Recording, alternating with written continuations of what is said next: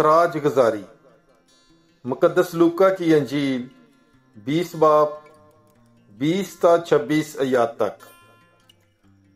اور وہ اس کی طاق میں لگے اور انہوں نے کئی جاسوسوں کو بھیجا کہ راست بازوں کے بیس میں اس کی کوئی بات پکڑے تاکہ اسے حاکم کے اختیار اعلیٰ کے حوالے کریں۔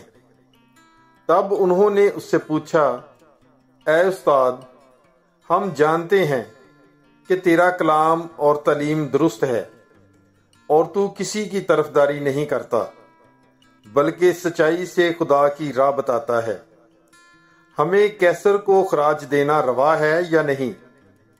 مگر اس نے ان کی مکاری جانتے ہوئے ان سے کہا، 1 دینار مجھے دکھاؤ، اس پر کس کی صورت اور تحریر ہے؟